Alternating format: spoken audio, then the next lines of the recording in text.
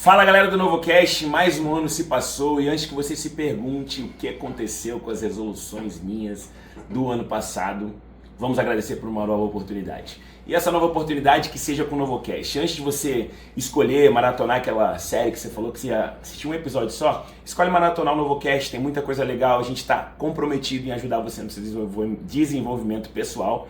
E a gente vai fazer isso juntos, tá bom? Então a gente deseja um feliz ano novo para você, para toda a sua família, que vocês curtam muito juntos, que bebam bons drinks, que, enfim, que se divirtam muito. Espero que vocês tenham se divertido e aprendido muito com a gente, tá bom? A gente se vê em 2025 com muita coisa legal para o seu desenvolvimento. A gente quer ver você crescer. Tamo junto? Valeu, até mais. Sim, qual foi o ponto de virada exatamente que você falou? A partir de agora, eu quero ser um neurocientista. Ponto de Teve virada. esse ponto de virada ou as coisas foram acontecendo? Não, teve esse ponto. Teve esse ponto quando eu ouvi falar em um tal de neuromarketing. Começou aí. Eu trabalhava com marketing, né? E vendas na Duratex.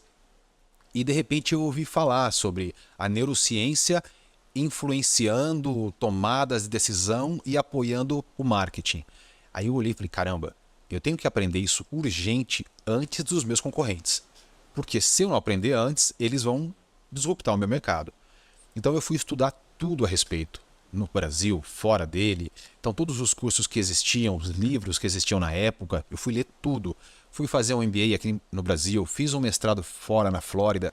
Tudo a respeito de neurociência aplicada ao consumo. Porque como eu vim de fábrica, né, a minha cabeça era industrial. A minha cabeça era área comercial, era área promocional, gerar consumo, gerar faturamento, retorno sobre investimento. Essa era a minha vida. Eu não conheci outra vida, né? Passei 11 anos na Duratex, a minha vida era aquela, eu adorava aquela vida. Então, quando eu ouvi falar no neuromarketing, falei, caramba, o que é isso? Aí eu vi que era a neurociência apoiando o consumo. E foi aí que quando eu comecei a pesquisar sobre a neurociência, aí eu vi que tinha um campo muito grande para ser aprendido. Falei, caramba, olha só. Mais ou menos como no jiu-jitsu, né? Há alguns anos atrás, há 30 anos atrás, quando aconteceu o primeiro UFC, todo mundo achava que as artes marciais, quem dominava eram aqueles artistas marciais chineses e tudo mais. Quando aconteceu o UFC, o que ele fez? Ele colocou duas pessoas dentro de um ambiente onde eles se testariam. E ali nós pudemos conhecer o mundo real. E aí surgiu a fama do jiu-jitsu, que se colocou como uma das artes marciais mais eficazes seria a palavra. da luta. Então, quando eu vi a aplicação da neurociência no marketing, foi algo muito semelhante para mim. Eu já tinha visto o UFC fazer aquilo. Eu luto desde os 3 anos de idade como brincadeira, sério ficou aos 7 anos, eu tenho 44. Então, eu sempre adorei arte marcial. Se eu tivesse um filho, eu colocaria na arte marcial, não só para se defender, mas pela postura, pela autonomia, pela segurança que a arte marcial dá, disciplina, cara, filosofia. Então a arte marcial me ajudou muito, muito mesmo. Então a virada foi assim, quando eu descobri o neuromarketing. Então o meu foco era neurociência para apoiar tomadas de decisão no consumo. Então criar melhores propagandas, melhores experiências de loja, melhores materiais promocionais, sites, enfim. Essa foi a minha vida. Funciona mesmo, né? Gerar escassez, gerar fé. Eu já andei lendo sobre neuromarketing, é muito interessante. E o legal, assim, não sei se seria a palavra legal, porque no Brasil hoje, um neurocientista, ele é como se fosse como a gente falou, a primeira vez a gente está conhecendo o neurocientista, é como se fosse algo muito fora da realidade, né? Para todos nós. E não é, eu creio que não seja tudo isso, né? Então, é muito interessante ouvir esse tipo de história. Ele é normal, gente. É muito interessante. E é gostoso ouvir esse tipo de história e ver que ele foi mototáxi e se tornou neurocientista. E que qualquer pessoa pode realmente, mudando hábitos, mudando rotina, mudando a forma de pensar, né? Realmente conseguir ter os objetivos desejados, né? Que é uma curiosidade. Manda. Eu me formei neurocientista trabalhando aqui em Campo Grande, né? Trabalhando aqui no Mato Grosso do Sul, porque nessa época na Duratex eu fazia o mestrado. Sim. Né? Online lá fora, ia de vez em quando, tal, defendendo lá fora também. Mas como é que eu fazia para estudar, né? Então não tinha tempo, porque eu viajava o dia todo e eu tinha que implantar os pedidos na plataforma à noite. Então eu comprei um tablet, comprei um velcro, colei o tablet no painel do carro Como eu tinha viagens, por exemplo, daqui a Cuiabá, eu fazia em 12 horas. Sim. Então eu tinha 12 horas parado no carro. Ao invés de ouvir música, eu ia ouvindo as aulas gravadas. Gente, Então, hoje- repete, entendeu? Presta atenção. Não é fácil ser o neurocientista. Então, as aulas do mestrado, da pós-graduação, eu falo junto. Eu assisti, ouvi mais de 30 vezes cada aula. Então, ao invés de música, né? Então eu ficava ouvindo. E foi assim que eu aprendi. Então, assim. E na Duratex, eu tive outra oportunidade. Eu estudava neuromarketing. E eu oferecia serviços para os meus clientes para fazer estudos AB de fachada, de material promocional, isso grátis. Para quê? Para aprender. Porque eu queria era pesquisa.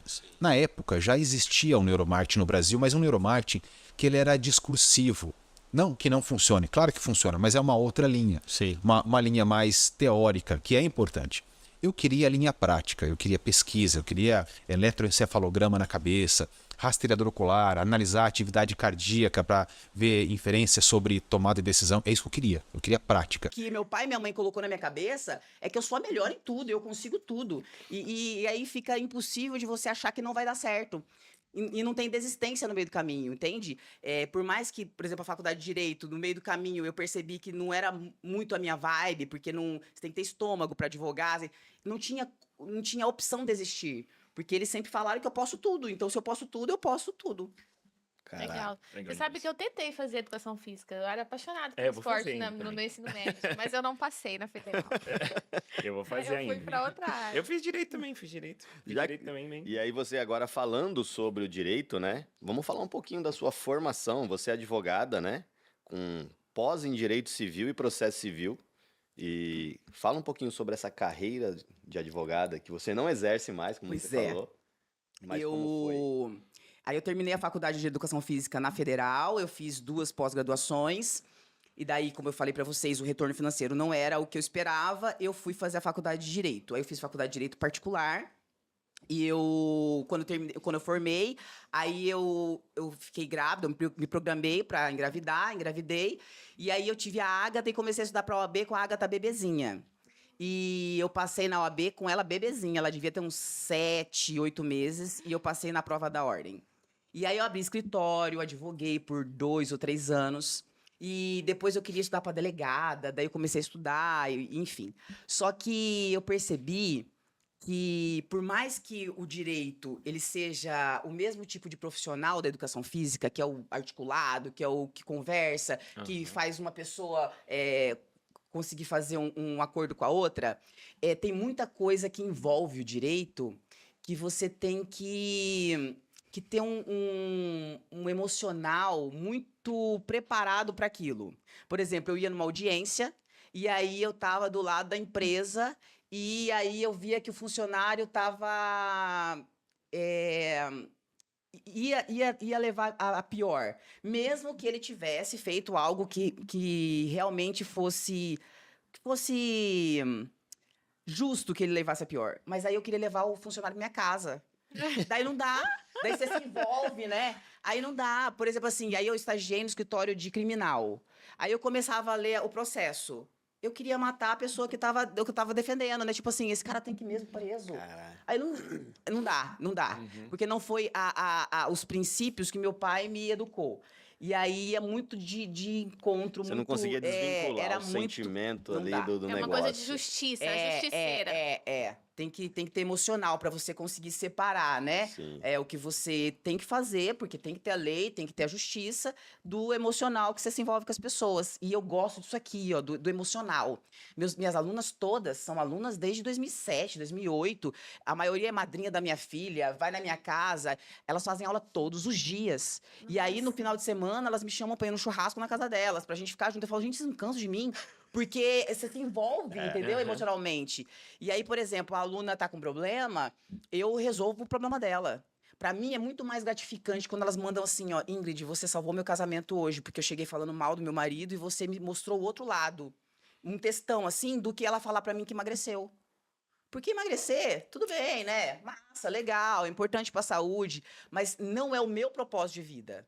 Através do esporte, através da academia, eu consigo transformar a vida das pessoas. Você olha pro ser Porque humano. eu dou bom dia pra todo mundo, eu vejo se a pessoa tá triste. Tem pessoas que não são minhas alunas, que todo mundo acha que são minhas alunas, porque postam e me marcam. Mas porque eu tive o carinho de conversar com ela, porque eu vi que ela pisou diferente na academia daquele dia. Aí eu vou lá e pergunto, você tá bem? Não, mas você tá bem mesmo? Aí eu começo a conversar com a Empatia. pessoa e, sabe, eu me envolvo. Então, assim, pra mim o direito não deu. Não deu. rolou. E uma pergunta aqui, que me surgiu, porque no final das contas, a gente quer ser feliz, entendeu? Todo mundo tá buscando ser um pouquinho mais feliz, um pouquinho mais humano, sabe? Eu vou, por exemplo, fazer uma aula com você, uma aula experimental. Eu quero correr o Ironman, mas no final das contas eu quero felicidade, entendeu? Eu quero fazer a prova, beleza, vou completar a prova, mas você consegue envolver tudo isso. Da tua primeira formação de direito, o que você consegue trazer pra hoje, assim, pra o que você faz hoje? Ou, tipo assim, não deu pra aproveitar nada? Porque muita gente faz uma formação de faculdade e fala assim, putz, agora eu vou continuar nessa profissão, porque, pô, gastei, né? Fiquei anos estudando e agora não dá pra eu mudar. Tipo assim, vou fazer educação física. Boa, Werner. Entendeu? As pessoas ficam amarradas ali, né? Entendeu? Com receio porque, de... assim, putz, olha o tempo, né? Eu tenho, sei lá, 40 anos, a minha vida toda foi direito. Mudar, Como né? que eu faço pra mudar? Tem alguma coisa que você consegue aproveitar, que você fala assim, putz, você fez parte do processo. Vou te explicar depois que você responder por que eu te fiz essa pergunta. Eu aproveitei tudo. Na verdade, eu falo que foi um erro de percurso, mas foi o erro mais acertado que eu fiz. Porque a maioria das pessoas que hoje estão envolvidas na minha vida, eu trouxe do direito. Massa. Era a minha sócia, era o meu chefe do estágio, era todo mundo que estava envolvido. Então, eu conheci muita gente. Então, eu conheci muita gente mesmo, até pessoas, assim, que parte contrária da ação, ficava envolvida comigo, porque eu ficava, depois do processo, a gente queria conversar, né? E eu trouxe pra minha vida. O Eu faço network. amizade com todo mundo, né? Network rolou. Tá louca. Network rolou. Senhor doutora, a senhora me ajudou a ser condenado? Mas é isso. E aí, tem gente hoje na academia que nem sabe, não lembra mais de onde me conheceu, e eu falo, não, eu tava naquele processo da sua esposa, que assim, entendeu? Condenado. Porque a pessoa nem lembra mais de onde me conheceu. Então eu trouxe muito isso, as pessoas do direito vieram pra mim. E sem contar a bagagem que você tem, porque daí, por exemplo, eu tenho muitos alunos que são advogados, outros alunos que são fazendeiro, que tem empresa, e aí eles brincam, eles falam, eu só faço aula com a Ingrid porque a gente faz consultoria. Então muitas Pra coisas vida. eles perguntam pra mim, por exemplo, Ingrid, como que eu faço com isso aqui? E eu sei responder, inclusive eu tenho a captação desses processos, porque daí eu divido com alguns advogados e a gente advoga junto naqueles processos. Porque Legal. acaba que Massa vira demais. uma vida, entendeu? Você envolve tudo. Da onde surgiu essa teoria, enfim, essa Sim. coisa dos 4 temperamentos? Certo. A primeira vez que eu escutei esse assunto realmente foi com o Ítalo Marcilli, né? Porque eu já comecei a acompanhá-lo nas redes sociais e ele começou a falar e eu falei, gente, isso é interessante. A primeira coisa que vem assim é pra gente realmente se entender. Mas aí depois você vai vendo que você vai entendendo o outro e isso vai fazendo você ter uma empatia pela outra pessoa. Meu marido é colérico, então assim, tinha atitudes dele que eu falava, não é possível, gente, que essa pessoa tão irritada desse jeito, que sofrimento. Como que ele é desse jeito, tão irritado, ele se irrita por tudo e por nada, né? E aí eu comecei a ter mais empatia de entender que aquela era uma movimentação da alma dele, né? E aí eu comecei a ir atrás. Comecei atrás e assim, eu amei, me apaixonei realmente. Comprei o livro do Ítalo, mas aí comecei a estudar e comecei a ver, eu mexi no microfone aqui, que essa é uma teoria muito antiga, né? Que Hipócrates, que é assim, o pai da medicina antes de Cristo, já falava dos temperamentos. E Galeno, que também é um médico grego que veio depois de Hipócrates, também dizia e começou a perceber que existia uma forma de receber o mundo e responder a ele diferente. E, assim, eu fiz medicina chinesa também, eu fiz acupuntura, né? Uma pós-graduação de 2 anos e tudo mais. E aquilo me encantou ainda mais porque eu comecei a perceber que existiam muitas coisas lá da medicina tradicional chinesa que era de outro lugar, que batiam com a teoria dos temperamentos e dos humores que eles falavam, né? Porque eles falavam que dentro dessas 4 pessoas, elas tinham um excesso de um humor, que era o excesso da bile negra, o excesso da bile amarela, o excesso da fleuma e o excesso do ar. E isso existe, assim, um pouco diferente, mas existe também na medicina tradicional chinesa. E existe também na medicina ayurvédica, que é uma medicina indiana. Então, eu falava, gente, realmente, eu acho que isso tem algum sentido. E se a gente for pensar, às vezes até assim, né, a gente... já fomos acusadas, assim, de fazer pseudociência, né? Ai, temperamentos é pseudociência. Mas, gente, eu real. falo que isso é um olhar para o real, para a realidade. Se você acontece. olhar a realidade, você tiver esse olhar simbólico aberto, você consegue entender que realmente o fogo é de uma forma, a água é de uma forma, o ar é de uma forma e a terra é de uma forma, assim como as pessoas. Então, essa analogia do símbolo dos elementos que estão presentes na gente, em todo mundo, só que um está predominando, né? E é isso o temperamento. Nós temos tudo dentro de nós? Temos, mas um temperamento, ele se faz mais presente, né? E essa visão simbólica do mundo, das pessoas, é o que é a ciência dos temperamentos, né? Você analisar e ver que simbolicamente aquela pessoa ela tem um reforço a mais de um elemento, que é o fogo no colérico, a água no fleumático, o ar no sanguíneo e a terra no melancólico. E se você for analisar esses elementos físicos na natureza, você vê que eles são iguais ao temperamento da pessoa. Por exemplo, o colérico. O fogo, ele ilumina. Ele expande, ele dá o calor, ele aquece, ele ilumina um caminho. Esse é o colérico, né? Ele ilumina, mais. só que ele também pode virar um incêndio e Incendeia. queimar toda a floresta, né? Porque ele não tem não tem esse senso de proporção. Às vezes ele vai muito à frente. E o colérico é isso aí, o colérico é da ação. O colérico quer resolver. Ele quer fazer acontecer. Ele chega num lugar e ele já fala, por que eu preciso resolver aqui? Eu preciso fazer alguma coisa, pôr em ação, porque o negócio tem que acontecer. Né? Conheço 2. Conhece 2? Conheço 2, é do meu lado. E o sanguíneo fica aqui, né? E o sanguíneo é o ar. O que é o ar? O ar, ele envolve. O ar entra dentro da gente sem a gente nem perceber. Então, o sanguíneo é aquele que chega, ele envolve todo mundo. Ele tá em todos os lugares, ele se dispersa, né? É o popular. É o popular e é o que se distrai, porque o ar vai para lá, vai para cá. O ar não fica parado, você não aprisiona o ar, não é? Uma E pessoa esse que é tá na fila do sanguíneo. banco, assim, que não consegue ficar quieta, já faz amizade com o de trás, com o da Sim. frente, pergunta se vai chover, se tá calor. Ele se envolve. Pode ser o Ele sanguíneo. se envolve, é o sanguíneo. A água, ela fica aqui no copo, paradinha. Só que ela também pode virar gelo, pode virar vapor, pode virar um tsunami. E esse é o fleumático. O fleumático, ele fica muito tranquilo ali onde colocam ele. Ele tem essa capacidade de se movimentar, só que a tendência dele é parar onde você deixar. E esse é o fleumático. Só que ele também é úmido, porque a água é úmida. Então, ele também se envolve, ele é empático, ele consegue se conectar com as outras pessoas. Já o terra melancólico, a terra fica parada, não se movimenta. E se você pisar, a sua pegada vai ficar ali na terra. Então, a terra ele tem dificuldade de se expandir assim, e ele é marcado por tudo. Então, esse é o melancólico, né? Ele então, sofre mais. Ele sofre mais. Tudo impacta ele de uma forma diferente. Eu falo que o melancólico ele é muito sensível. Ele sente muito. Só que ele não consegue reagir imediatamente. E ele é marcado para sempre. Por tudo que acontece, tanto de bom quanto de ruim. E uma dúvida, assim, que a grande maioria deve ter, e pouquíssimas pessoas eu acho que sabem sobre os 4 temperamentos, né? Então é legal a gente falar sobre isso, mas cada pessoa ela tem um temperamento específico. Sim. Ela nunca vai ter 2 temperamentos. Sim, existem algumas pessoas que falam de 2 temperamentos predominantes.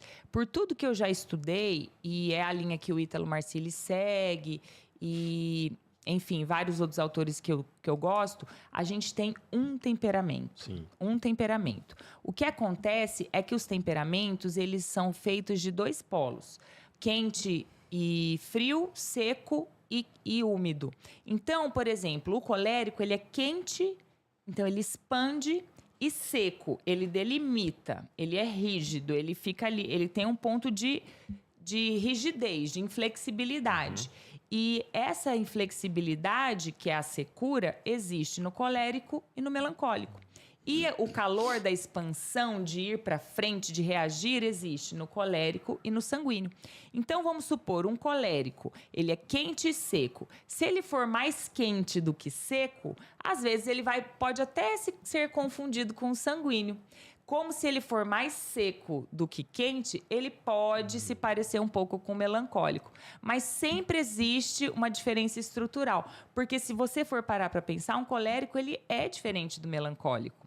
Assim como o sanguíneo, ele é diferente do colérico, né? Então, assim, eu sempre acredito que existe um temperamento predominante. Mas até assim, o Ítalo trouxe uma denominação que são os aportes, que é quando é mais quente do que seco, quando é mais seco do que quente, e pode, por exemplo, ser mais quente do que seco e ter um aportezinho úmido. Porque o que a gente fala, Júnior, muito? O temperamento é como se fosse o solo de quem nós somos. É aquilo que veio impresso na nossa alma. É a nossa natureza, né? Só que o solo, coisas crescerão por cima dele. E o que cresce sobre o solo? A nossa personalidade, o nosso caráter. Ah, e legal. isso é influenciado por inúmeras coisas. O nosso temperamento é a nossa reação primeira, é a nossa natureza. Mas quando a gente vai tendo maturidade, formando o nosso caráter, desenvolvendo a nossa personalidade, muitas vezes até é difícil da gente definir o nosso temperamento. Interessante. Que foi, Papai Noel? Tá bom, já vou falar pra galera que tá curtindo o novo Ocast, o Ecoparque em Campo Grande, o maior parque aquático de Mato Grosso do Sul, estará aberto do dia 18 de dezembro até 5 de janeiro pra você e toda a sua família curtir de montão. É muita diversão, vem? Aristóteles já dizia, né? Nós temos 3 potências humanas. Os afetos, certo? E que é a afetividade, que são as nossas paixões, nossas emoções, nossos prazeres, né? Nós temos, além da afetividade, a vontade, que ela precisa ser educada, e a afetividade ordenada, juntamente com uma vontade bem educada, forma a inteligência. A inteligência de um indivíduo virtuoso. Por que eu estou dizendo isso? Porque uma criança pequena, ela não quer acordar e arrumar a sua cama, porque ela não vê sentido naquilo, né? Ela não quer escovar os dentes, ela não quer comer só verduras, ela prefere comer o chocolate, o sorvete. Quando você pede para ela fazer o dever de casa, ela resiste em fazer. Por quê? Porque tudo isso gera um esforço, gera uma disposição dela largar do que ela está fazendo, que dá prazer, e fazer o que é o dever dela, certo? Então, assim, veja, é uma grande ilusão os pais acharem que do 0 aos 6, 7 anos nós estamos desenvolvendo virtudes, nós estamos desenvolvendo hábitos, bons hábitos. Interessante isso. Que são hábitos que devem ser... 0 aos 6, 7 6, anos. 7 anos. Porque daí, dos 7 anos em diante, nós vamos já desenvolver a faculdade da razão, a racionalidade. Aí sim a criança vai entender que ela arruma a cama, que ela escova os dentes, que ela come corretamente, porque tem um sentido fazer isso. Porque ela faz bem para ela ajuda na dinâmica da casa. Quando ela faz as coisas dentro de um tempo previsto, ela não se atrasa, ela entrega dentro do prazo, ela tem um reconhecimento pelaquilo, ela se sente satisfeita, ela se sente preenchida. Agora, antes disso, é desenvolvimento de bons hábitos diariamente e de forma constante e incansável. Tá? Quantas vezes eu vou falar pro meu filho escovar os dentes, tomar café da manhã, tomar banho, desligar a televisão? 1.000, 2.000, 3.000, bilhões, sei lá. É isso, né? Agora, Não desista. existe uma viradinha de chave que ajuda a potencializar isso, que é a minha intenção educativa quando eu estou trabalhando esses bons hábitos, para que eles virem virtudes. Porque as virtudes não são hábitos operativos que a pessoa faz em qualquer situação. Ela já não está mais pensando que ela tem que fazer o bem. Ela vai fazer aquilo porque ela sabe que aquilo é certo, que aquilo é correto, que aquilo é verdade, né? Então, veja, a minha intenção, ela faz parte do que o pai e a mãe, principalmente, espera do seu filho. E aí existem estratégias práticas que é: antes de você cobrar algo de uma criança, você precisa deixar claro o que você espera daquela criança. Então, a partir de 2, 3 anos, é claro que você vai fazendo de forma objetiva com os menores, e aí você vai dando uma complexidade à medida que a criança cresce. Então, você mostrar a sua intenção. Meu filho, se você não escovar os seus dentes, existe uma grande chance de você começar a ter cárie, mau hálito. E aí, sabe o que acontece? Quando não é pressão, você está mostrando, você está gerindo consequências. Uma consequência natural. Exato, é uma consequência natural da vida, entendeu? Se você só... Aí você explica o que acontece, parará. Você não tá... Vou te levar, vou te mostrar, não sei o que. Não é assustar, né? Não, é mostrar... É o óbvio que precisa ser dito. Né? Isso. Meu filho, se você comer somente sorvete, nós teremos um problema de saúde, né? Eu conheço crianças da sua idade que são diabéticas, que têm problemas relacionados ou obesidade. Se você for dormir todos os dias 10, 11 horas da noite, você vai acordar extremamente irritado, com sono, você não vai produzir bem na sua escola, né? Você vai diminuir a sua produção de hormônios importantes para o seu crescimento. Então, você vai mostrando a sua intenção. Eu estou fazendo isso para o seu bem, porque eu te amo. E não só. Se você não fizer isso, você não ganha aquilo. Se você não fizer isso, você não vai ter aquilo. Funciona, gente, funciona, tá? Esse tipo de educação funciona até um certo ponto. Por quê? Porque é uma obediência cega. Aí você perde o sentido. Exatamente. E aí entra, a gente falou de virtude, desenvolvimento de bons hábitos. Bons hábitos estão ligados à virtude da ordem. Então, a ordem material das coisas. Tudo tem um onde, guardo já. Usei a meia, tá suja, a caixa de roupa suja. Usei o pijama, está limpo, em cima da cama, dobradinho. Usei o papel, jogo no lixo. Usei o vaso sanitário, dou descarga, lavo as mãos. Então, tudo tem um onde, faço já. Como que é as palavras-chave? Tudo tem um onde, guardo já. Então, você vai guardar no lugar. Panelas são usadas na cozinha, né? Roupas normalmente nos quartos, almofadas na sala. Tudo tem um onde, guardo já. Tudo tem um quando, faço já. Tem a hora de acordar, tem a hora de dormir, tem a hora do banho, tem a hora... Então, essa organização, tem uma intenção por trás dela, a organização das coisas e do tempo, certo?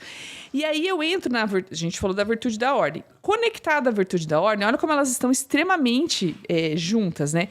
Vem a virtude da obediência, porque o meu filho passa a me obedecer... Não de forma cega, por medo, por autoritarismo, por chantagem.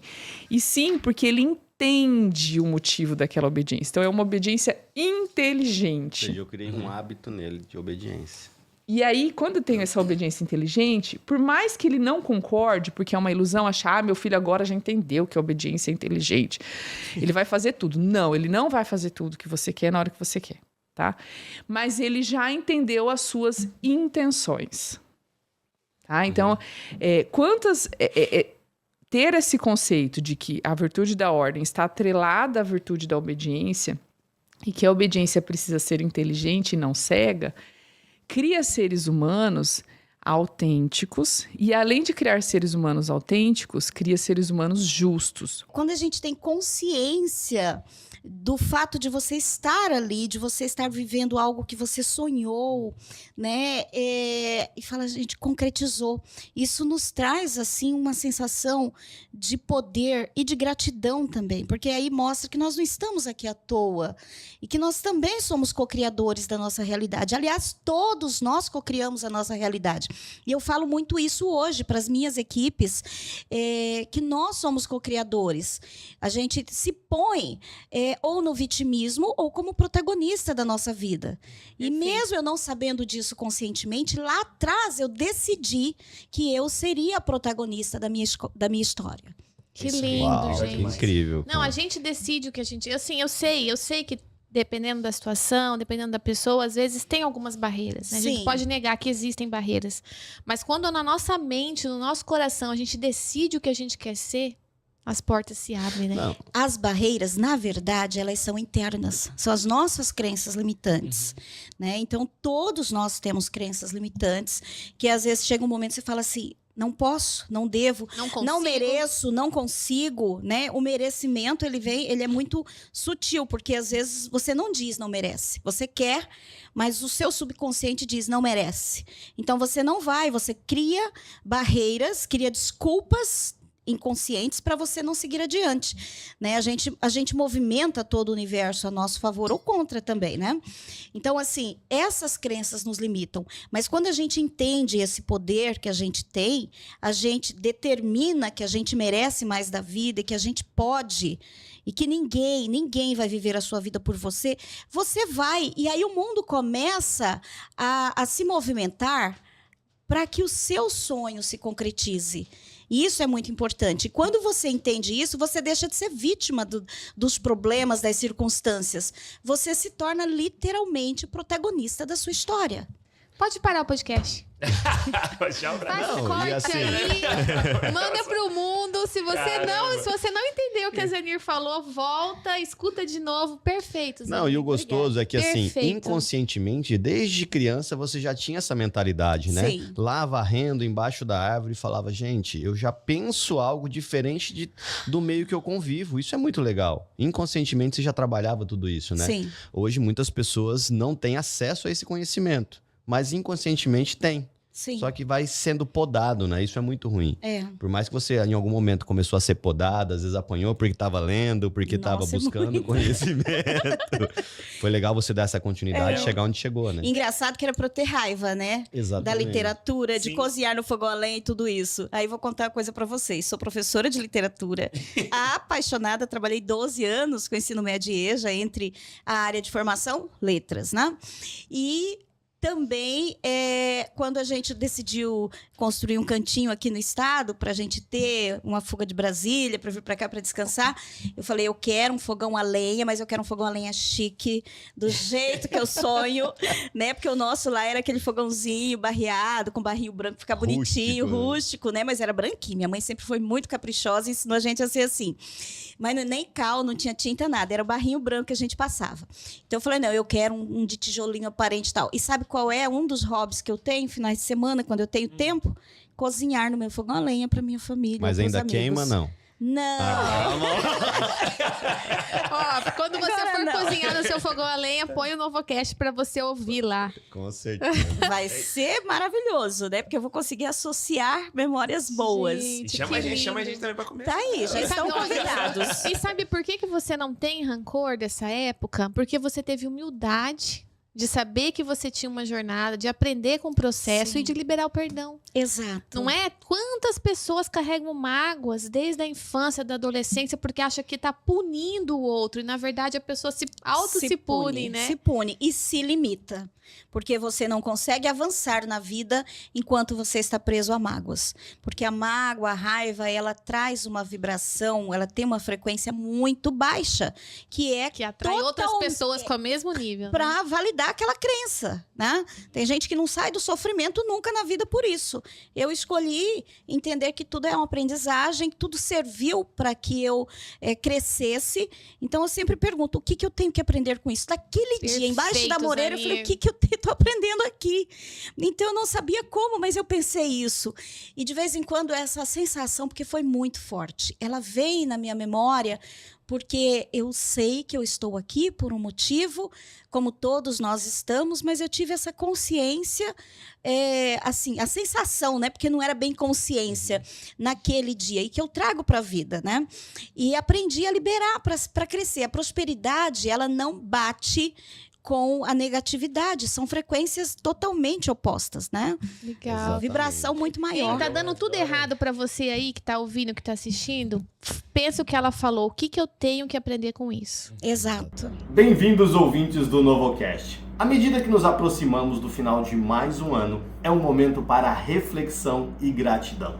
Este ano trouxe desafios e conquistas, e a cada um de vocês que fez parte dessa jornada, voltamos o nosso olhar para um futuro que possamos nos comprometer a sermos melhores, a buscarmos a verdade em nossas casas e a contribuirmos para um mundo mais justo. Neste ano, desejamos que a esperança renasça em seus corações e todos os seus objetivos se tornem realidade. Um próspero ano novo é o desejo do Novocast. Eu criei a escola técnica do município de Campo Grande. Então, Campo Legal. Grande hoje Que tem uma massa, escola técnica e eu tive o prazer, a alegria de, em 3 meses, criar a escola técnica, aprovar um curso técnico que leva no mínimo 1 ano para tramitar no Conselho Estadual de Educação. Em 3 meses, fiz um projeto, ainda fui para Brasília e consegui trazer os recursos que já não eram mais do FAT, do Fundo de Amparo ao Trabalhador, mas eram do Ministério da Educação, e iniciamos a atividade da educação profissional em Campo Grande nesse formato.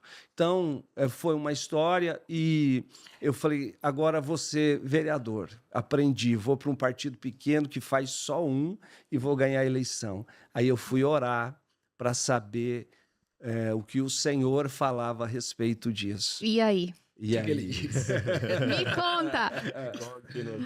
Aí foi uma grande experiência, Sabrina, porque normalmente a gente quer que o Senhor valide o nosso propósito. Senhor, me abençoa nisso, Senhor, me abençoa naquilo. E poucas vezes nós chegamos para o Senhor e dizemos assim, e aí, Senhor, é isso que o Senhor quer que eu faça, né? É isso que o Senhor tem para mim? E eu fui lá orar pela minha eleição. E o Senhor disse para mim, não quero mais você na vida pública. Vou te mandar para um lugar, eu vou mudar a tua trajetória, você vai fazer coisas novas, coisas diferentes, eu tenho outros propósitos para a tua vida. E aí é o momento em que você tem que decidir em abrir mão do teu sonho mais íntimo, mais profundo, aquilo que você acalentou ao longo de anos como um ideal de vida.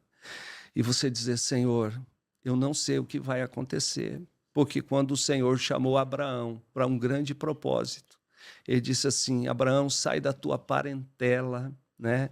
Pega as tuas coisas, sai da tua parentela para um lugar que eu vou te mostrar. Ele não chegou e falou assim, Abraão, vem cá, filhão, vem cá. Vou te mandar para tal lugar, vai acontecer assim, vai acontecer. Não, ele foi, porque senão não seria fé. E aí o Senhor me chamou e disse assim, olha, vou te mandar fazer algo novo. E eu tive que abrir mão do plano do meu sonho para viver os sonhos do Senhor. Mas a palavra de Deus diz que os projetos de Deus, os pensamentos de Deus a nosso respeito são infinitamente maiores e melhores do que os nossos. Então, assim, com muita resiliência, com muita dor no coração, porque eu não tinha ainda a experiência que eu tenho com o Pai. Hoje eu sou facinho. É isso que eu te E aí, Jesus, para onde eu vou? Eu fico atento para saber para onde Ele vai me mandar e eu não hesito e vou, porque eu compreendi que a vontade de Deus para o ser humano, para a nossa vida, ela é boa, perfeita e agradável. Eu só não posso amoldar o meu pensamento à lógica deste mundo, porque senão eu nunca vou conhecer a perfeita e agradável vontade, a boa, perfeita e agradável vontade de Deus para a minha vida. Mas eu procurei ouvir a voz do Senhor. Foi muito desafiador, não foi uma decisão fácil, mas eu me submeti. E aonde o Senhor me levou, eu não troco hoje, com todo o respeito que eu tenho por todos os cargos públicos que estão aí, do vereador ao senador ao presidente da República. Mas no parlamento eu não troco por nenhum mandato aquilo que o Senhor me fez viver e aonde Ele me trouxe. E aonde você vai E chegar aonde ainda. eu vou chegar. Então, eu louvo a Deus porque se cumpriu Amém. esta palavra na minha vida, né? E a boa, perfeita e agradável vontade do Senhor tem se manifestado por todos os dias. Amém. Mas não é tarefa fácil. Não, Qual foi não o é. momento, Cícero, assim, a gente percebe hoje que você tem uma sabedoria muito grande e ouve muito a Deus, mas teve um momento dessa virada de chave na sua vida, que você entendeu que os caminhos não eram os que você escolhia, e sim os que Deus colocava para você. A virada de chave foi quando eu aceitei o desafio do Senhor, né, para viver um novo projeto, um projeto que eu não conhecia, eu nunca tinha sido empresário na vida. Só que nós negociamos o parque com uma permuta. Quando eu saí do serviço público, eu não tinha dinheiro, eu não tinha lastro, eu não tinha condições nenhuma de chegar lá e falar assim, vou levantar no banco tantos milhões ou vou trazer um parceiro aqui para... primeiro porque o projeto era completamente desacreditado. Os meus amigos empresários que entendem o que é ser empresário, o que é ser empreendedor, eles diziam É para uma mim... furada. Você tá louco. Você tá doido, você vai quebrar, cara, sai fora desse Já tá negócio. quebrado, o negócio já tá Já quebrado. foi, larga a mão disso, Cícero. Eu chegava em casa, minha esposa via o sofrimento, a luta que era, a batalha, e ela falava assim, olha, amor, volta para a política, porque lá o pessoal quer você. Você vai ganhar um bom salário. E eu dizia para ela, o Senhor Jesus não mandou eu sair daqui. E eu só saio daqui o dia que o Senhor me mandar, porque enquanto Ele não me mandar, aonde Ele me mandou foi ficar aqui. Foi muito desafiador, o cenário era muito... Quando eu voltei em 2016 para me dedicar exclusivamente ao parque, nós negociamos ele em 2013, ficou um pessoal lá, e depois eu assumi efetivamente para eu tocar em 2016. O cenário era terra arrasada, né? Quando eu peguei de volta, a nossa estrutura hoteleira, a pequena estrutura que tem lá com 40 apartamentos, estava com o teto caído, né? Haviam 3 piscinas desativadas, o mato tomando conta, existiam R$400 mil à época, em 2016, de dívida trabalhista, existiam R$120 mil de dívidas com a Energisa, 0 dinheiro, 0 centavo de capital de giro. Então, você imagine o que é isso. Você realmente enfrentar um desafio e quando você se deparava com essa realidade, a única coisa que te mantinha em pé Era uma promessa. Romanos 4:21. Aquele que fez a promessa é poderosíssimo para cumpri-la. Então, a hora que eu ia, baixava a guarda, a hora que batia o desespero, a hora que a afronta Joelho no chão. chegava, eu me lembrava dessa promessa, levantava a cabeça e continuava a jornada, né? Então, assim, eu cheguei a emendar 2 folhas de pagamento atrasada quando eu comecei lá.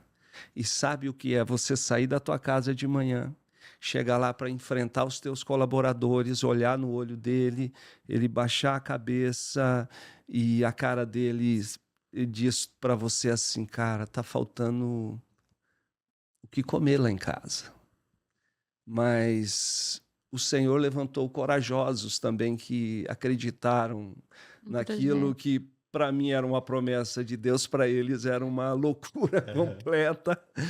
Talvez não tivesse muita opção, talvez o Senhor os levantou e o início foi muito desafiador. A gente vendia a Coca-Cola durante o dia, chegava no final da tarde, juntava o dinheirinho que tinha no caixa, ia para o atacadão da vida, um atacado qualquer, comprar a Coca-Cola de vender no outro dia, comprar o almoço de vender no outro dia. Então, pense num momento muito desafiador. Foram quantos anos assim, Cícero? Foram 2 anos de deserto. 2 anos de deserto. Entre a promessa de Deus Sim. e a chegada na Terra Prometida de todos nós, existe uma coisa chamada deserto. E aí a gente traz muitos ensinamentos da palavra para a gente não cometer os mesmos erros daqueles que sucumbiram no deserto, né? Você começou sua carreira como estagiário na MTV Brasil que não existe mais, era um canal que eu gostava bastante. E passou por grandes emissoras, a Band, a Globo, como a Sabrina trouxe aqui. Como essas experiências moldaram a sua visão como ter comunicador? Uma das coisas que me lembrou que eu sou velho é justamente isso. Ter trabalhado na MTV, né? Uma coisa que era super moderna na minha adolescência, né? Que era o sonho. Eu nasci em São Paulo, cresci em São Paulo, né? E eu não sei como ela chegava aqui em Campo Grande, né? Ela não tinha essa abrangência tão nacional lá nos anos 90. Depois, acho que anos 2000, ela até chegou e influenciou bastante os jovens, né? Os adolescentes até então. Mas na minha infância era o lugar mais descolado do mundo, né? Você se daria muito bem na MTV Brasil. Era incrível o sonho, cara. Pra trabalhar, você olhava assim, você falava, cara, um dia... Os VJs, né? Era Os demais. VJs, era super legal. E eu, quando fazia jornalismo, eu consegui ser estagiário lá, né? E isso me ajudou demais, assim, em como entender a comunicação, como entender a mudança das coisas. E principalmente a mudança em função da tecnologia. Porque o que aconteceu com a MTV, né? A MTV perdeu a função, ela não... teve mais propósito. Ela foi atropelada primeiro pelo Napster da indústria musical, não sei se vocês lembram lá dos anos 90, MP3. Aí tudo aquilo que sustentava a MTV era a indústria musical, e aí, cara, não fazia mais sentido, os discos não vendiam mais, as pessoas estavam atrás de baixar a própria música, e depois o YouTube... Aí matou a MTV de vez. Aí foi o... Quando eu era adolescente, você ligava pra pedir o clipe do artista que você queria e você ficava assistindo, esperando passar o clipe do artista. Né? Uma coisa super... Do Disque MTV. Chegava aqui pra gente. Somos velhos também. Vocês são velhos também. Legal. E durante esse tempo aí, por exemplo, na Rede Globo, você cobriu vários eventos esportivos, como as Olimpíadas. Em algum momento em particular, alguma dessas coberturas foi especialmente marcante pra você? Ah, sim. Então, depois da MTV eu fui pra Band. Aí na Band eu aprendi tudo sobre jornalismo mesmo, sobre comunicação. Me formei como vídeo repórter lá. E aí na Globo eu entrei pelo esporte, né? Eu trabalhei 7 anos como repórter esportivo mesmo, fazendo eventos, fazendo jogo, times, etc., de vários esportes, basquete, vôlei, futebol, de tudo mesmo. Eu era repórter do Sport TV, né, que é do Grupo Globo, e aí estava todo dia também no Globo Esporte, enfim. E das coberturas marcantes, eu trabalhei no esporte, na verdade, no melhor momento para se trabalhar no esporte do Brasil possível, que é quando a gente tinha a Copa do Mundo e Olimpíadas vindo ali, né, aquele investimento todo, aquela loucura do Brasil, bola da vez, né, com capa da Economist, o Cristo Redentor decolando, não sei, aquela coisa maravilhosa. E para mim muito marcante foi a Copa de 2014, foi um momento bem legal assim, que eu cobri o time da França, que era a base do time que ganhou 2018, então assim foi bem legal acompanhar. E a Eurocopa de 2016 também. A Olimpíada foi legal para mim, mas a Eurocopa foi mais legal porque foi na França, eram poucos repórteres, né? E eu também, como já acompanhava o time da França há algum tempo, cobri. A França chegou até a final, perdeu para Portugal, o time do Cristiano Ronaldo ali, e aquelas foram coberturas especiais, assim, muito marcantes para mim. Só que depois também a gente foi atropelado pela tecnologia. Eu sei que no futebol você torce pro São Paulo, né? Lá em casa é todo mundo São Paulino também. Saúde, ó. Já tem tererê aí? Tem, ó, pra você provar. Ó, a única coisa é que você tem que tomar e tem que chupar toda a água até o final. Vai fazer um barulhinho. Prova aí. Pode ir lá. É a primeira vez. Pedro Cortella Ele aí vai no fazer. tereré. Não é falta de educação. É isso. Fez esse barulhinho? Fez. Muito bom, hein? O que você achou? Achei Tipo um gostoso. chá, né? Alguma coisa assim? Um chazinho. geladinho, que quando faz calor aqui, pô, é bom. Então, É um hábito exatamente. nosso, né? E vocês são viciados, tipo o gaúcho com Exatamente. mate Nesse aqui. Estamos o dia todo. É O dia todo. cultura nossa. Ele tem um pouquinho de cafeína, Tem né? cafeína. Sim. Então, mas a gente Aí gosta vocês ficam demais. ligadões ali. Por isso que eu dei essa energia aqui, ó. Toma tereré. Você torce pro São Paulo porque você é lá de São Paulo, você nasceu lá. E por que não o Corinthians? Ah, não! Não, a gente não vai A entrar gente nesse falou que nem mérito agora. O nosso podcast. Se eu puder responder com polêmica, Vamos deixar pra lá, então. não, eu posso dizer que eu estudei, né? Essa é a diferença. Né? Estudei, Seu né? pai não é São Paulino. Meu pai é santista. É. O pai dele é santista. Eu estudei, né, cara? Pô, ensino superior. Vamos pular esse assunto. Falo francês. Não, tô brincando. O São Paulo é por causa do meu avô. Meu avô é São Paulino, tá. e desde sempre ele já garantiu ali o espaço, né, de São Paulino. E eu, por ter sido criança nos anos 90, eu vivi o São Paulo. O auge, né? Então, a veio pro Mato Grosso do Sul, começou a fazer jornalismo e aí surgiu essa oportunidade de ser Miss e ela ganhou o concurso de Miss MS em 2016. E aí veio essa possibilidade do Miss Brasil. Isso. Tá, aí você tava contando que você tava fazendo As eventos, ações. E aí eu fui pro Miss Brasil, cheguei lá, quase todas as meninas já conheciam o mundo dos concursos, né? Principalmente as gaúchas, elas têm muitos concursos nas próprias cidadezinhas, desde que elas são crianças. A maioria delas já tinha procedimentos estéticos, enfim, todo esse universo que era novo para mim. E outros recursos financeiros também, que na época eu não tinha, né? E aí eu lembro que as minhas roupas eram todas emprestadas. e eram roupas assim que não eram tão lindas quanto as delas, mas eu olhei e falei assim quando eu cheguei, tá, essas meninas todas já conhecem esse meio e eu não conheço. Então qual que é o meu diferencial? Eu ficava pensando. É que só eu sou eu, que é uma coisa tão simples, né? Mas é verdade, pensei que só eu sou eu. É essencial. Faz todo sentido. Né? Faz todo sentido. E eu falei, então tá, eu vou ser o mais genuína possível. E se for para ser meu, vai ser pelo meu jeito, pela forma que eu me comunico, como eu trato as pessoas, vai ser desse lugar. E aí eu ajudava as meninas com as maquiagens, com os cabelos, a gente trocava roupas, ia pro quarto umas das outras. Eu fiz muita amizade, assim, foi bem legal. Meninas de vários estados, que também, para mim, era uma experiência muito legal, porque eu vinha de um outro país. Então, tipo, eu estava tendo contato com a cultura baiana, gaúcha, mineira, né? Todas as culturas que eu não conhecia. E aí foi bem, bem bacana.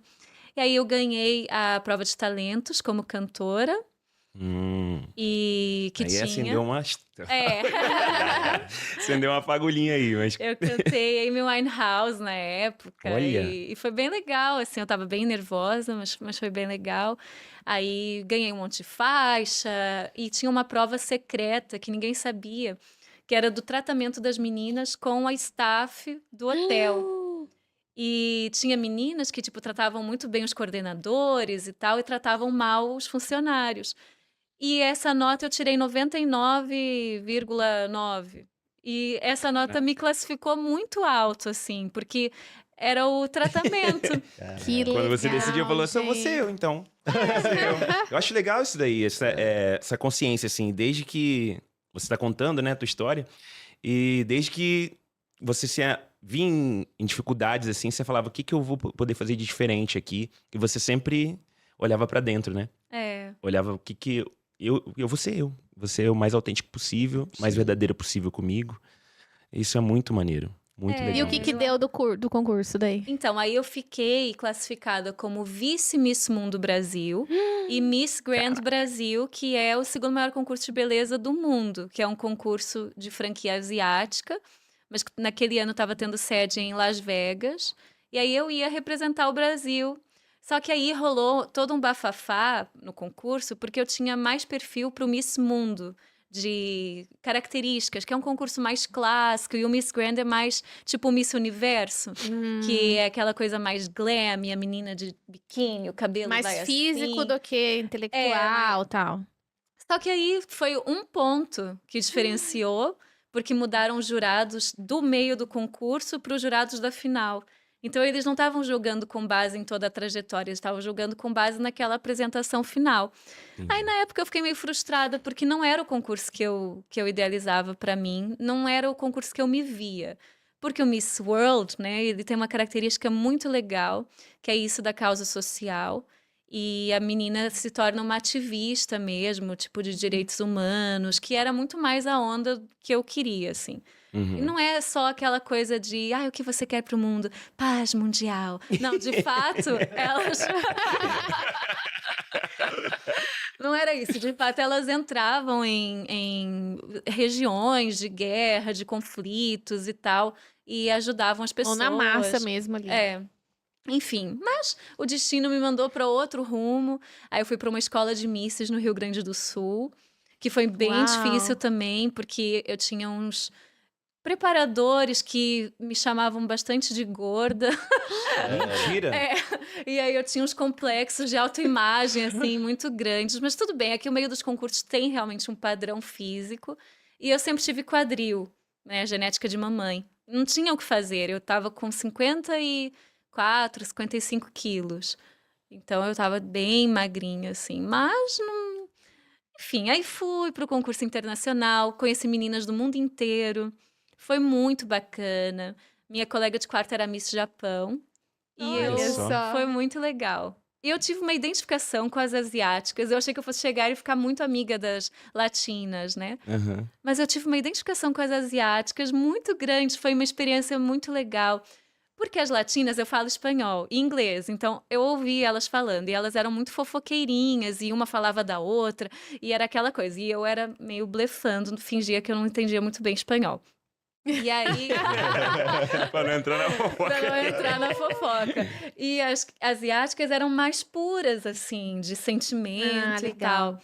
Então, minhas melhores amigas eram a Miss Japão, Hong Kong, Malásia, que inclusive ela manda o convite do casamento e tal, mas na época eu não consegui ir.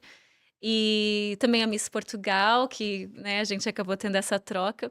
E ela era o contrário de mim. O pai era brasileiro e a mãe portuguesa. E aí ela até parecia mais brasileira do que eu, né? Que estava representando o Brasil, no caso. Mas foi uma experiência muito bacana e desafiadora também. E o meu quebrar, ainda bem que eu quebrei. Porque eu aprendi muito ao chegar ao zero, né? Ao menos, não é nem o zero, ao negativo, né? Esse menos fez exatamente eu hoje ser uma pessoa que talvez se eu tivesse a mesma pessoa que eu fosse lá atrás, quando eu estava no alto, e não tivesse caído, talvez hoje eu não teria nem as pessoas que eu tenho ao meu lado da forma que eu dou o valor nelas, né? Então, o quebrar fez eu entender muito mais o meu pai, entender muito mais a minha mãe, fez eu escutar as pessoas. Que naquela época, quando eu cresci, que você vai perguntar, eu acabei Pode falar. esquecendo o meu redor, né? Eu falei assim, eu sou bom naquilo. Desculpa a palavra, mas eu falava, eu sou foda. Eu tô ganhando dinheiro com 23 anos e eu vejo todo mundo ao meu redor não tendo a mesma E o coisa. ego foi ficando Lá em maior que cima. você. E meu pai falava, olha, presta atenção nisso, o mercado tá mudando. E eu falei, você não sabe o que tá falando. Falava isso pra mim, não falava isso pra ele. E eu quebrei. E aí quando você quebra, você fica mais... Você começa a refletir muito nisso, né? E esse refletir me fez entender que pessoas ao meu lado estavam falando e eu não estava dando a atenção necessária. E a gente começa a pensar diferente e entender por que aquilo a gente passou, né? Aí quando você entende aquilo que você passou, depois você tem que erguer, né? Pra voltar à história, né? Porque você tem vontade de crescer. Eu sempre quis ser empreendedor, eu sempre quis ter meu negócio.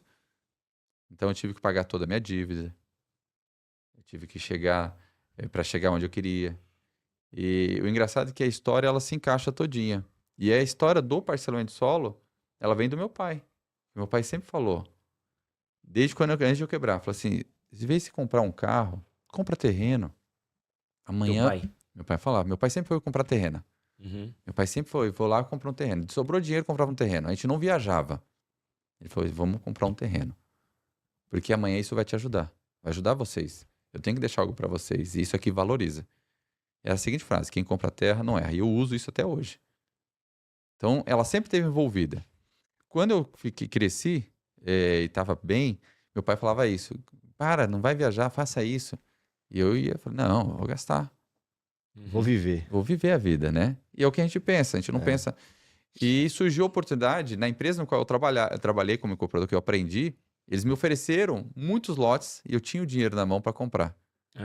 E eu falei, não, vou abrir uma loja. Abri uma loja. E fui. Então, o Parcelão Solo foi me contornando, né? E aí, quando eu chego exatamente no momento da vida, que foi o nascimento do Arthur, eu já estava na incorporação, isso me mostrou que eu tinha que estar ali. Porque quando o Arthur nasce, foi uma conversa muito forte com Deus.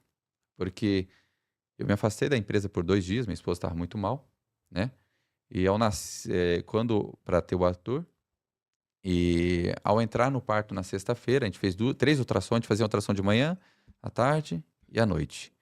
Durante 3 dias. E na sexta-feira, que era o 3º dia, a gente fez de manhã. E na hora que a gente foi fazer após o almoço, o médico falou, ó, ele vai ter que nascer agora. A gente foi pra médica, a médica falou, ó, tem que ser agora, pegue as coisas e vão. E a médica muito tranquila. Minha esposa ficou agoniada, falei assim, ó, vocês estão falando que é pra agora, fica tranquilo. Mas a gente sentia que tinha alguma coisa. E eu não podia passar isso pra ela, né? Então veio, ela foi pro parto, não tinha família, e minha família da minha esposa é de Manaus, mas são de São Paulo, mas mora em Manaus, aí tava vindo todo mundo correndo pra cá, e tava minha mãe, tudo, minha mãe mora aqui, tudinho, e a gente foi pro parto. E me esqueceram numa sala. E esse esquecer numa sala, antes a doutora tinha chegado pra mim e falou assim, olha, eu tenho que te preparar, porque na verdade pode ser que você não leve ninguém hoje pra casa. Ai! E se emocionar não tem problema, peço desculpa. Não, E eu acho que me esquecer dentro de uma sala foi importante. Porque a minha fé veio muito forte ali. E a gente tem que ter fé na vida, né? Porque Deus é a razão de tudo. Sim. E ao me lembrarem da sala, foi exatamente quando o Arthur estava saindo da barriga da minha esposa. E eu vi meu filho falecido, né? Eu vi ele mole. Não tinha os médicos que a gente conhecia, ninguém a gente conhecia naquele momento, só a médica dela. Ela preparou, acho que o melhor time. Ela falou, deixa que eu resolvo tudo. A médica. Minha esposa falou, eu quero ver o Arthur. Eu falei assim, calma que ele já vai. Eu olhei pra médica, ela falou, pode ir. Eu fui atrás do médico. Foram os segundos mais longos da minha vida. Eu nunca conversei tão com Deus naquele momento.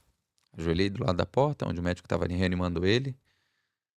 E eu escutei o choro dele. Foi o choro mais gostoso da minha vida, né? E pai de primeira viagem, né? Então ali foi. A minha esposa até falava assim, quando ela subiu pro quarto, ela falava assim, olha, eu não gostei, desculpa se o médico depois vai ouvir, eu não gostei desse médico, que era o pediatra, né? Todo tatuado. Eu falei, ele é o melhor. Ela falou, mas por quê? Eu falei assim, um dia a gente vai saber, mas ele é o melhor. Não é por acaso que ele tá aqui. Ele era o melhor. Tinha que ser ele, né? Doutor Ricardo, eu só tenho que agradecer a ele, de coração, devo minha vida a ele, né? E ali o Arthur me engasga na noite e já fica assim, putz, grilo, né? Eu falei assim, já basta o susto que você me deu, né, menino? Engasgou mamando? Engasgou depois de mamar, né? E a gente, pai de primeira viagem, a gente fica assustado, né? E aí a gente fiquei 3 dias e 3 noites. E aí, voltando na incorporação, eu já estava fazendo um loteamento na empresa, eu tinha me destacado ali dentro. E a empresa tinha me dado a possibilidade de fazer um loteamento, porque eu era só de administração da empresa, né? Mas eu falava assim, cara, eu tenho que ganhar dinheiro aqui dentro. Eu tenho que entender esse processo. Porque essa empresa era do Telecom, serviço de copiadoras, que eu trabalhei, né? Fui gestor, e incorporadora. E eu sabia que esses dois não davam dinheiro. Era muito trabalho, mas não dava o que tinha a empresa em si. Os melhores carros que eu vim de Campo Grande eram exatamente de dono dessas incorporadoras. Eu falei, cara, esses caras não estão ganhando. Então a incorporação eu tenho que entender. E veio o meu pai falando, quem compra a terra não erra. Eu falei assim, cara, é exatamente o que meu pai falava. E eu nunca escutei meu pai. Caraca. E a oportunidade você vê que Deus vai colocando o caminho e vai te mostrando. E você não vai enxergando, você não vai vendo a possibilidade, né? A oportunidade veio. Quando eu tinha dinheiro para comprar um monte de terreno e que apareceu na minha porta, eu falei, não, se não dá dinheiro, eu vou comprar uma loja. E foi aí que você quebrou? Foi na E foi loja? aí na loja que eu quebrei. A grande questão da gastronomia, cara, o grande quando você divide as pessoas que de fato vivem disso e vivem a gastronomia, 100% elas têm uma coisa em comum, elas amam servir. Elas amam não ser servidas, né? Mas elas amam servir. Então, acho que isso sempre foi algo que esteve junto comigo. Eu sou publicitário também. Vamos aprender, na verdade, quando a gente estava conversando sobre uma tula que eu tenho, que eu fui convidado para tocar um podcast aí, nunca tinha feito isso na vida e aceitei esse desafio, né, tal. É porque o tempo inteiro eu tô buscando aprender, então... Desafiando. Sim, me desafiando o tempo inteiro. Acho que a vida é muito curta, é pequenininha demais pra gente se rotular também, né? Falar, eu sou isso, e eu acho que às vezes o medo também, ou a vergonha de ser julgado, não fazem com que você não avance, né? E a gente tá falando aí de um tempo curtíssimo aqui, né? Sim. E, pô, por que não, né? Por que não tá aqui com vocês hoje? Por que não aprender coisas novas? Então, eu sou publicitário também, minha formação de primeira é a publicidade. Antes da gastronomia, veio a publicidade. Eu sou publicitário e empreendedor. Eu amo desafios, que nem você falou. E um dos empreendimentos que eu tive foi um restaurante, que um grande amigo meu que hoje não tá na área mais, inclusive, ele me convidou, falou, Bruno, quero ser seu sócio, em algum momento a gente vai ser sócio. E uma dessas conversas, ele tinha o Jojo, que foi um restaurante aqui em Campo Grande, muito bem conceituado, primeiro restaurante aí de cozinha contemporânea, de verdade, um bistrô espetacular ali na Euclides da Cunha. Daí ele queria montar muito um restaurante de carnes nobres, né?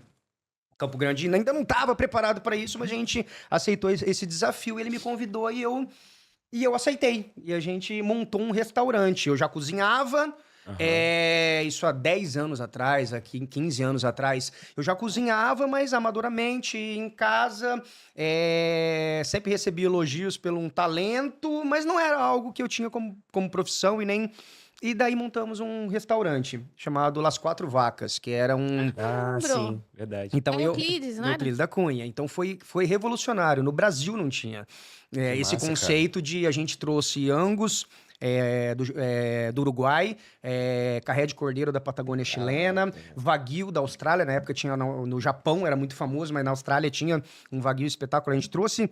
E Bons Maras eram 4 raças, né? Vocês trouxeram um novo conceito. Aí eram as 4 vacas. Só que daí a gente tinha o Nelore.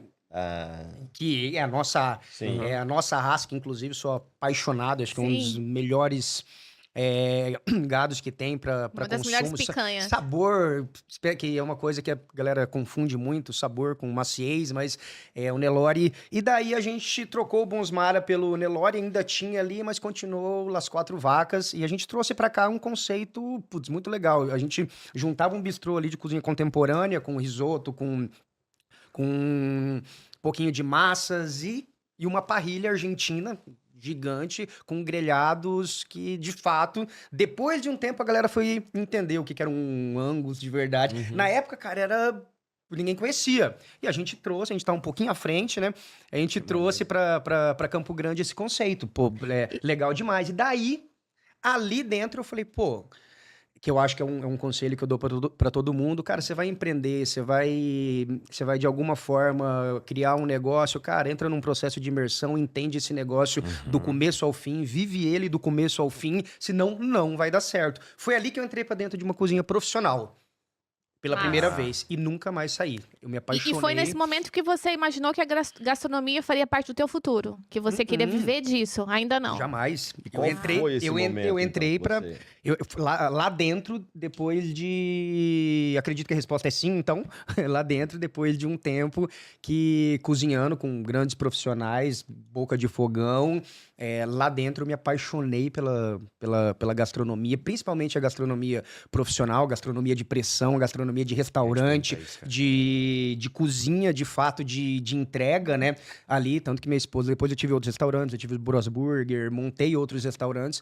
Minha esposa, ela fala, meu Deus... Cara, você falou um negócio muito legal, e eu já ouvi outras vezes, e eu fiquei curioso, sobre a pressão ali dentro. Realmente existe essa pressão constante dentro de um restaurante? Você tá louco, é um mundo que se você não de fato for apaixonado por ele, você espirra. Você surta. Minha esposa, fora da cozinha, ela quase teve um AVC. Caraca. Dentro de um caixa, né? Porque, cara, é pressão, é cliente, é um ambiente muito machista. Né? Eu acho que mudou bastante, mas sempre foi um ambiente muito hostil, de temperatura alta. Tô falando de temperatura mesmo, de fogão, de forno, de parrilha. Emoção e fisiológico. E também um ambiente onde, cara, quase um subemprego, né? Essa parte romântica do cozinheiro, né? Que nem você falou, chefe de cozinha. Cara, eu sou cozinheiro. E eu chefio a minha cozinha, mas essa parte romântica, ela quase não existe, né? É coisa de filme. É coisa de filme. Assim, lógico, cara, é muito gostoso. Eu mesmo eu adoro trabalhar em evento, entregar, adoro esse ambiente, mas de fato sempre foi o subemprego. A cozinha, você tava falando ali era difícil alguém falar assim, cara, hoje, eu acho que até com a popularização aí dos programas de TV, né, se tornou, mas, cara, ninguém queria ser cozinheiro, garçom, cozinheiro. Não era algo que a galera tinha orgulho de falar, eu trabalho numa cozinha, eu sou auxiliar de cozinha, eu sou cozinheiro. Ou então eu tenho meu sonho. Cara, era sempre, cara, uma fuga. Eu preciso entrar pra dentro de uma cozinha, é o emprego que me deram, daí você aprende, daí você tá lá dentro, Não era óbvio, bonito muita ser gente... chefe, não era glamuroso. Não era glamuroso. E muita gente, óbvio, né, tem essa paixão e sempre existiu isso, mas é um ambiente que, cara, não é fácil, até hoje, não é nem um pouco fácil. Muitos colegas aí, eu já vi no meio de uma trajetória aí como cozinheiro, falar, cara, vou buscar outra remuneração, por exemplo. Esse assunto, ele tem muitas questões éticas, filosóficas, né? As pessoas têm medo, né? Culturais. Como que você vê essa questão desse possível contato dessas civilizações extraterrestres com a gente? Como que você... Então, essa é uma... Hoje em dia as pessoas estão preocupadas muito com a comunicação, que a comunicação é tudo, né? Uma pessoa que não se comunica bem, desde os primórdios a gente sabe disso, né? Mas hoje, cada vez mais, né? Se atualizar na forma de comunicar, né? Com a tecnologia toda aí. E a diplomacia com os extraterrestres é um assunto já em fóruns de discussão, em congressos, deram até o nome, exopolítica. Olha! Oi, não sabia. Também não. Meu pai montou até o Instituto Ibexo, na época. E tem lá, por exemplo, um dos cabeças dessa instituição, que é o Antônio Nelson Tasca. Inclusive, ele é consultor jurídico da UFO também. Temos um consultor jurídico da UFO aqui em Campo Grande, o Giovanni. Esse Nelson Tasca, ele é lá do Paraná. Então, ele é especialista no assunto. Qualquer dia, se vocês quiserem saber mais sobre. Que loucura. Cara, se preparar para o contato, né? Ai, meu Deus. Como assim, né? Eles isso aí. invadem nossa área. Que direitos eles têm? Até onde vai? Nós também. Como assim? Não devemos agir... A princípio, seremos primitivos, né? Não pode ver um estranho no céu que já quer mandar míssil, que já quer tratar com hostilidade. É um jeito meio ignorante, né? Sim. Poxa, as guerras acontecendo aí. O jeito que a gente se trata. Um ser humano se trata assim. Poxa, eu vejo autoridades aí, né? Pô, esse pessoal aí que tá causando esses conflitos aí lá no Oriente Médio, lá na Ucrânia, Rússia, tudo.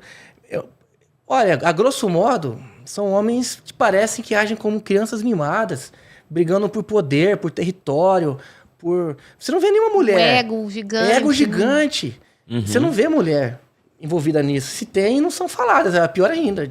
Né? São ocultadas, né? Bem, enfim. Eu acho que a gente não... Difícil tratar, né? Diferente. Diferente. Interessante e curioso que os seres, né, dessa magnitude aí intelectual que vem aqui, claro, são diversos, né? Então, tem os malzinhos, tem os bons, tem... ele tem essas referências de bom, de mal. Exato, tem. Diversos mesmo? interesses, tem. Igual ser humano. Tem até um livro lá, tem vários livros da tipologia extraterrestre, que ele faz um estudo baseado em várias pesquisas, relatos, que é do Thiago, inclusive. É um dos livros que mais saiu da revista UFO, mais vende até hoje. Tem curso na Hotmart, propaganda aí, quem quiser. Propaganda boa, porque vocês vão ficar informados. Que loucura, cara. Porque o meu imaginário é poluído. Pela ficção científica, né? Pelas produções. Tinha um filme que passava bastante, inclusive no SBT, Marte Contra-Ataca. Lembra desse? Que aí o bicho pegava, né? Já ia lá, tinha aquele contato, né? Porque eu penso assim, por exemplo, a possibilidade do contato, beleza. Aí tá todo mundo vendo. Agora já não é mais, não tá na mística, entendeu? A gente tá vendo. A gente tá vendo. E aí, de repente, aquele ET lá vai lá e manda todo mundo pro espaço e começa uma guerra do nada. Você pensa nessas implicações, assim, como é... Por exemplo, se amanhã a gente tem um contato direto com uma não é entidade, né? O nome. Uma civilização. Uma civilização diferente. E provavelmente eles vão estar mais avançados que a gente, né? Porque eles estão fazendo essa viagem intergaláctica, vamos dizer assim, né? Eles vão chegar aqui. Como é que você já imaginou isso não acontecendo, cara? Tem várias... A gente tá preparado? Pois é, eu acho que não. Geralmente eles aparecem para pessoas mais humildes e até céticos, né? E eles também não gostam de holofotes. Tanto que hoje que eles sabem de tudo da gente, né? A gente tem muita tecnologia, tem aí, né, de alcance, consegue ter vida aqui, talvez pedras na Lua, tem isso aí. Eles não querem muito, não tem interesse muito em falar conosco.